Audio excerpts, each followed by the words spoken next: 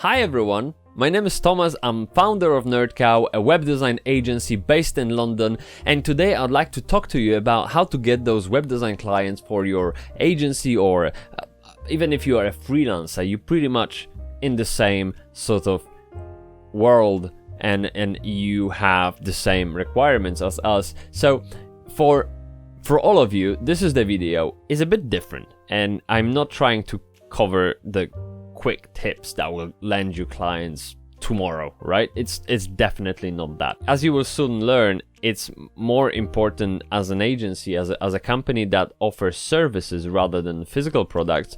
It's to focus on long-term strategies and long-term approach, and I will go very thoroughly through that in this video. But for now, let's kick things off with starting to build relationship with people, and I think that's very, very important. So if you are in a world where you sell a service, there's a lot of trust involved. It's all about trusting other people that they can do what they say they can do. It's really difficult, and it takes time. The sales funnel in a service orientated world, let's say, it's quite long. It's not that you can phone someone up, hey, we're selling website, do you want one? Hey, yeah, sure, mate, give me 3.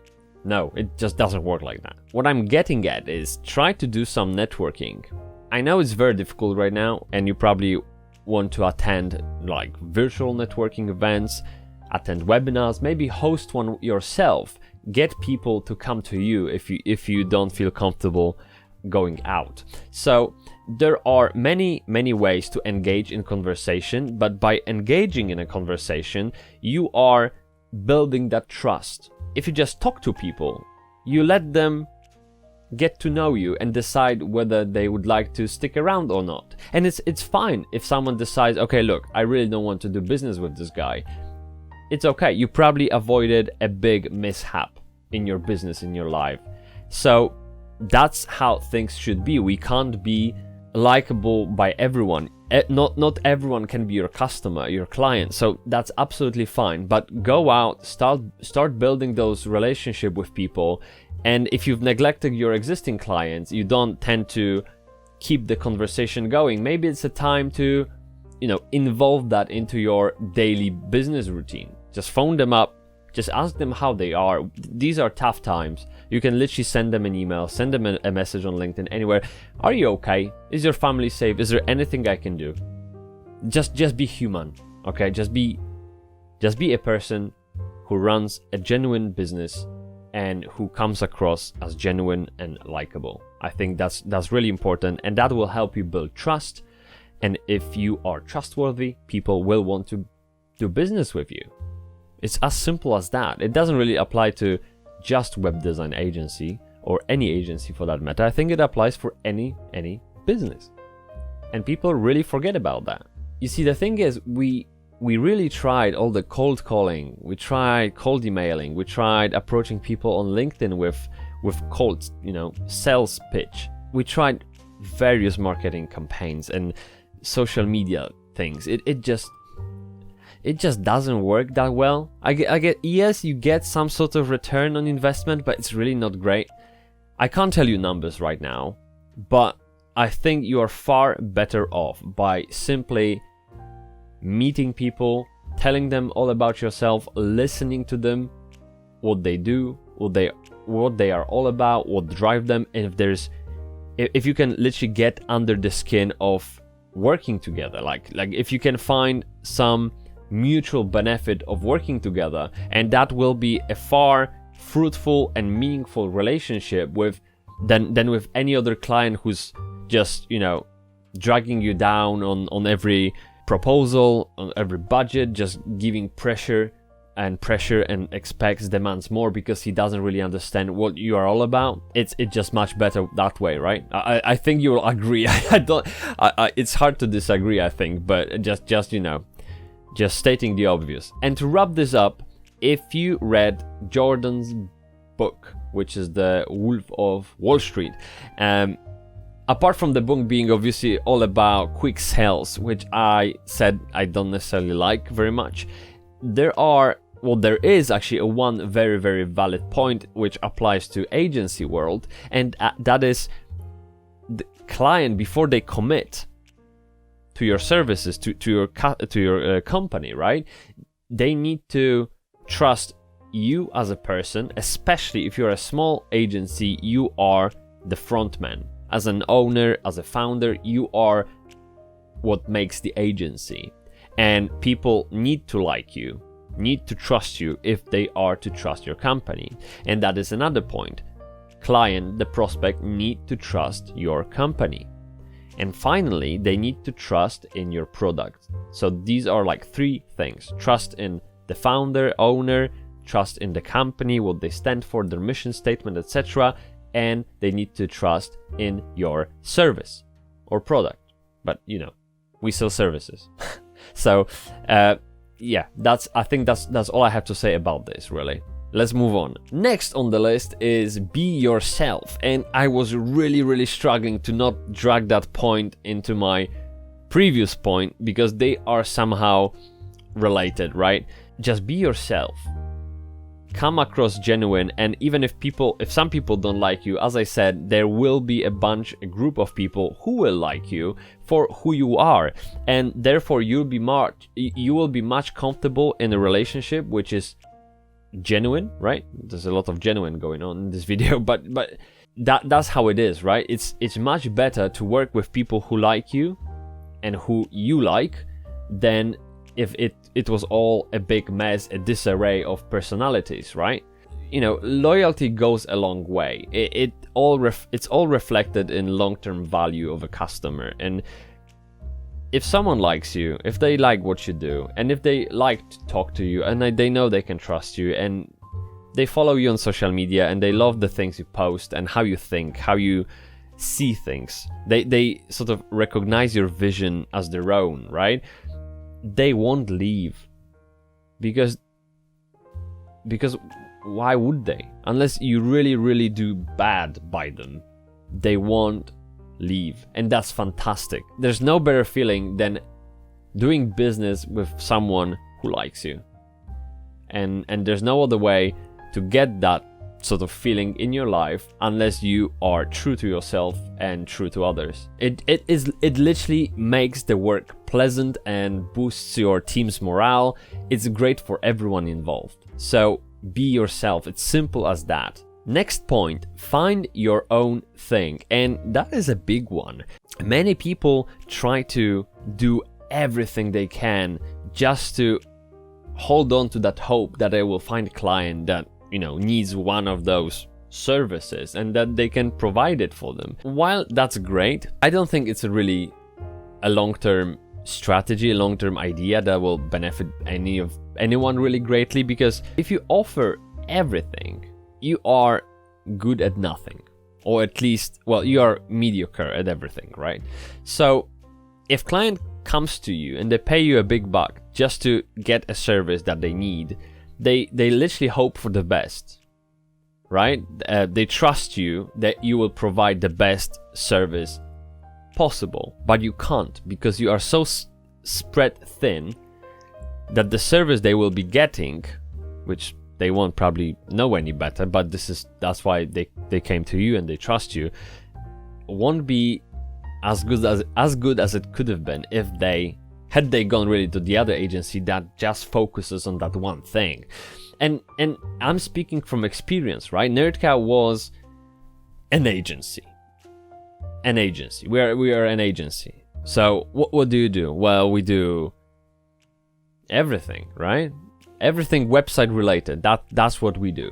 If you have a hammer in your hand, you don't expect to sand down a piece of wood with it, right? And it's the same with an agency, any company. You need to have some sort of direction, some sort of niche. So whether it's only content marketing, only social media advertising, or only SEO, or only CRO, or maybe web design but only e-commerce, and maybe only Shopify, right? Find a thing that you are good at, because otherwise you're just another agency, and there are so many of them wherever you go. Like literally you could be in the middle of nowhere and I promise you there will be an agency. Like honestly, it just, when you have that niche defined, it becomes so much easier to pitch your services and find the right client, because you actually know what you are selling. And another benefit is, if you know what you are doing, in our case we literally just do websites and mainly WordPress, right? So that's our niche, that's literally what we do. Because of that, we can build every single process around it. We can improve the process with every project we do that, right? We sort of iterate through it. We can sign up for tools which are precisely for the job. We can build entire business ecosystem around that one particular service that we are selling. And if someone else is interested in, say, branding, which we don't do, we have a network of freelancers that we very, very happily forward the request to. And that's great, right? Because they will do far better job with branding than if we had taken it on board. So I think it just makes sense. Just be expert at one thing, and if you think this is, enough, move on to something else, but don't do everything at the same time. That's what I would do. That's what I'm doing actually. One of the things that surfaced in one of our user tests, which we arranged for our existing website testing. Actually, we had people in video calls using our website prototype back then and pointing out all the mistakes. And there were two mistakes that we really neglected. Two things that we've neglected. My tongue is not English today, sorry. Two last points, right? So first point that people really complained about, there wasn't enough of social proof. And yes, we had one testimonial that repeated across the website just to get the point across. We have the same quote. If I also start navigating the website left and right and always see the same quote, okay, I think that is the customer. In those tests, people were really, really interested in listening to more than one person. So right now, when you go on our website, every single case study item has a separate individual, very short testimonial review. Plus, we have on other pages like a slider of testimonials. Plus, it links to Google reviews where we have another 8 or 10 reviews, right? So it's all about social proof. So when you think of yourself, right, and next time you go about and try to buy a Hoover or anything else, any product, right, even a notebook, right, you go online and you read reviews, you read those top 10 or best-selling notebooks in the UK, right? It's because you are looking for a social proof, some sort of assurance that what you are thinking, what you are looking to buy is actually a great choice. And it's because you can't possibly have hands-on experience until you buy a product, until you buy a service. So if other people had done that already, why not listen to them and what they think? And obviously, yes, you'll grab that feedback with a pinch of salt, that's fine, but you will at least have a clearer picture of what you are stepping into, right? And this is the same for your prospects, for people interested in your web design agency. Yes, they like you, yes, they like the company, but is your word worth anything? And that's where social proof comes in, right? They can read others people's thoughts on your services and how well you've performed, basically. So I think get that social proof going. If you have existing clients, write a note to them and ask, look, could you submit a review on Google Review or Clutch or Trustpilot or just to my email so I can post it on my website? And people will be more than happy to do it for you, trust me. I remember that a few years back when I was just a freelancer, still trading under the name NerdCow, but it was literally just me and a laptop. I asked the client, who is still our client, by the way. Hi, Robin.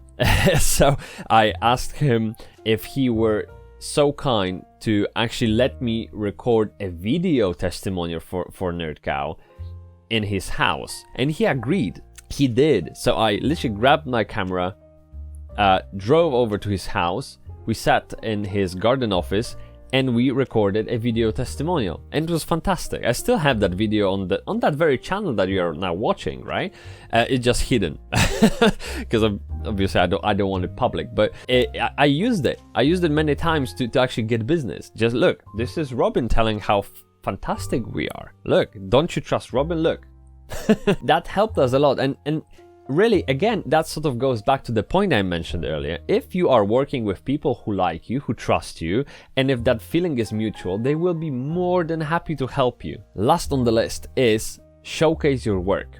And do you know the saying that an image can say 1,000 words or is worth 1,000 words? Something like that. At least in Polish we have that. I don't know. It's true. One portfolio item can do you a lot of good, but it also can harm you if you are excessive in descriptions, excessive in information, and you just sort of create a good night read out of a single work you've done. From the tests that we've conducted on our website, people were really just interested in seeing the website live, and if it's not available live, they wanted to see like the main features of a website that we are proud of. They also wanted to know the industry that the client was in, or still is in, hopefully, and a very, very short description, like website redesign for an e-commerce shop with over 158,000 products, which is roughly what we have on the website right now. And below that, we have 4 key improvements that we managed to deliver with that project. So for example, 56% drop in bounce rate, 0.9 second faster loading than average in the industry. Do you know what I'm getting at? Just mention the the most important facts about those projects, rather than going on writing a book about solution, challenges, and KPIs and everything. I mean, it's great, but no one cares. That's what we've learned. And if someone cares, they would rather hear it from you or tell them over the phone rather than read it all by themselves. Just remember yourself when you last time were doing any research. You skimmed through the content just at very high level overview, like at glance, right? You just jumped from heading to heading, didn't really pay much attention to the paragraphs themselves. So why do you expect your prospects to do the same thing? It just doesn't make any sense. That would be my final point on how to get those web design clients. With the showcasing, I think unless you really have recognizable clients, like big brands that most people know about, then you might even just skip adding any logos on your website because no one cares. That is it. That is the list. I hope it wasn't too long. I'm very sorry. I just have a lot to say, I guess. And this is me being concise, I think. I mean, I did make this video in the form of a bullet point list before I started recording, but I always go on and on until I know I sort of covered everything I wanted to cover. But to not make it any longer and prolong your suffering, please let me know what you think. If you have any other things that are worth knowing about getting clients for web design business, then please drop a comment, leave a like, share with people, and let's engage in conversation, right? Let's be people to each other, and let's prove everyone else that it's fine to just be yourself and sort of let the company be extension of yourself. As a founder or as a freelancer, you don't have to change to find people to work with. So on that positive note, I would like to leave you at that, and please make sure to subscribe if you like the video. Find me on LinkedIn, Instagram, blah blah. I'm everywhere, and the company is everywhere. So if you want to chat up with me or just follow me, that'd be great. Thanks so much, and I will see you in the next one. Bye bye.